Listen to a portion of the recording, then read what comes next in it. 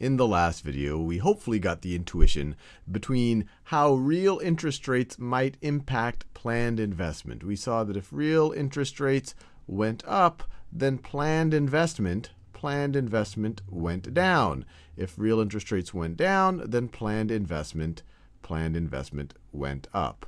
What we want to do in this video is take this conclusion right over here, this hopefully fairly intuitive conclusion right over here, and apply it to our Keynesian cross and think about how real interest rates would affect overall planned expenditure, and then what that would do in a model like the Keynesian cross, what that would do to our equilibrium real GDP. So just as a reminder, so let's just draw our Keynesian cross first, or parts of it. So on this axis right over here, we have expenditures. This axis right over here, we have income.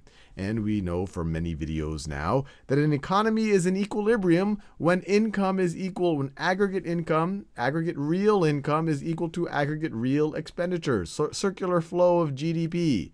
So let me make a line that's all the points where y is equal to expenditures. So along this 45-degree line right over here, so if this is our expenditures, at this point right over here, that should be the same value as what our aggregate income is. Now that's part of the Keynesian cross. The other part is to actually plot planned expenditures relative to this and then see where they intersect. What is the equilibrium point on that planned expenditure line?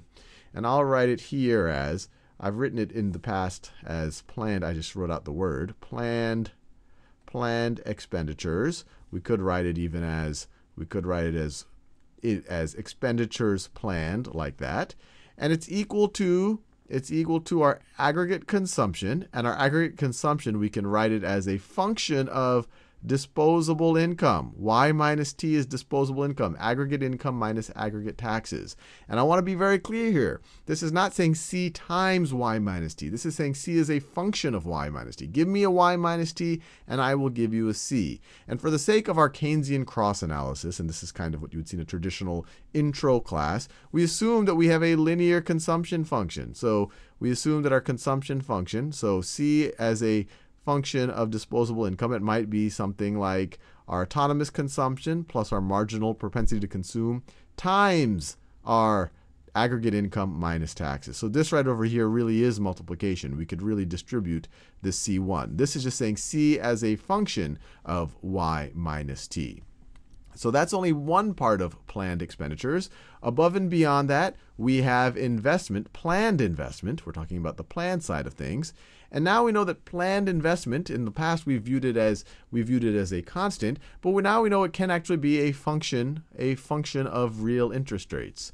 And then above and beyond that, we have government expenditures and then net exports. So for some given real interest rate, we can plot this line. The consumption function right over here is just a line with a positive slope that intersects the vertical axis at some place up here. It has a positive intercept. And so all of these, for a given interest rate, these are all going to be constant. And so our planned expenditures would look something like this. So it might look something like that. So this is YP. Let's call this YP underscore 1. And this is the YP we get when we pick, and I'll just rewrite the whole thing over again. So we have our consumption, which is a function of Y minus T, plus the level of planned investment at, let's say, interest rate R1. So at some given interest rate, plus government spending, plus net exports. And we see, we've done this Keynesian cross analysis several times now already. This is our equilibrium level of GDP. This is where, along our planned expenditure line, where income is equal to expenditures, or where output is equal to expenditures. We have a balanced, we are at equilibrium right over here. We aren't having unplanned, we're not eating into inventories in an unplanned way, and we're not building excessive inventories above and beyond what we had planned.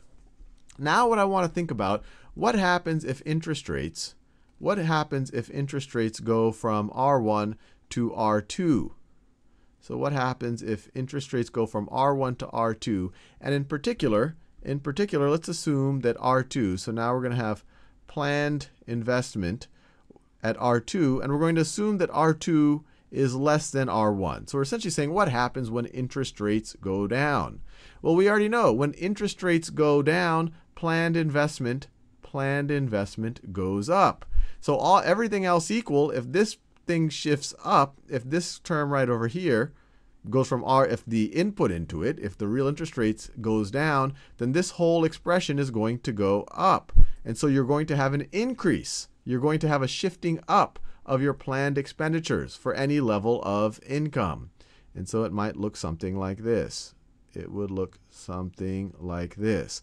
So this delta right over here, let me do it right over here.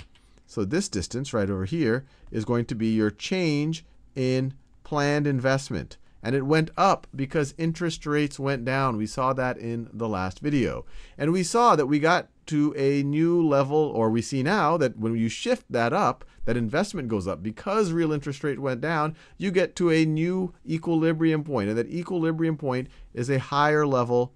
It's a higher level of GDP or income. And we know from previous videos as well that this distance right over here is the same as our multiplier times the amount that things got bumped up. So the amount that things got bumped up was the change in planned investment, and then we'd multiply that times our multiplier, and our multiplier is 1 over the marginal propensity to save, or 1 over 1 minus the marginal propensity to consume. And the marginal propensity to consume, if we assume, and we assume it's going to be constant in order to even be able to do this math, that's this piece right over there. So that is equal to our C1.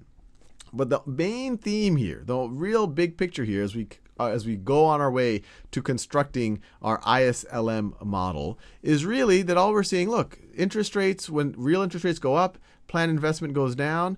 When interest rates go down, which is what we saw in this example right over here. So actually, let me write this down. So planned expenditures 2, it's C as a function of y minus t plus our new planned investment at this lower interest rate plus G plus net exports. This is our y2 right over here, our planned expenditures. So we saw in this example, when real interest rates went down, planned expenditures, when real interest rates went down, planned investment went up, and that made total planned expenditures go up, and that made total GDP go up. So now we can have another relationship, which is really very analogous to this, because really by changing this, we're just shifting this curve, and then you have the multiplier effect on our equilibrium output. So the big takeaway from here is if real interest rates go up, not only does planned investment go down, that would shift this entire curve down, and then that would also cause our equilibrium real GDP to go down. And it would go down by some multiplier, by the multiplier of how much this goes down. If real interest rates go down, then planned investment, because of what we saw in the last video, goes up. And then that would cause this whole, that's what we did in this video, this curve would shift up. And if this curve shifts up, our equilibrium GDP is going to be however much this shifted times the multiplier. And so your equilibrium GDP is going to go up. So you really have a very similar relationship in terms of just how things move. And we can plot this, and economists are famous for not always plotting the independent variable the way you would want to. So as we construct what we're going to see is our IS curve, and it stands for investment savings. What we're going to do, and we'll talk more about that in the future, the convention is to put real interest rates on the vertical axis and to put real GDP right over here. And so if you want to look at this relationship, when we have a high real interest rate, we're going to have a low real GDP. And when we have a low real interest rate, we're going to have a high GDP because it's going to make spending go up. Spending goes up. You have a multiplier effect, makes our equilibrium output go up.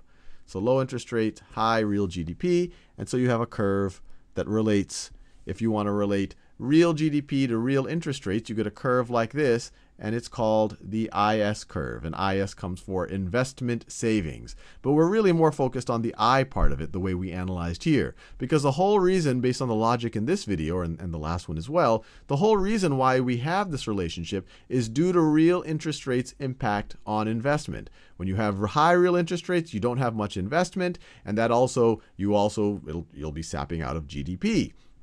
If you lower interest rates, then that makes you end up having a lot more investment, like we saw in the last video, and that will expand GDP by the multiplier that we see right over there.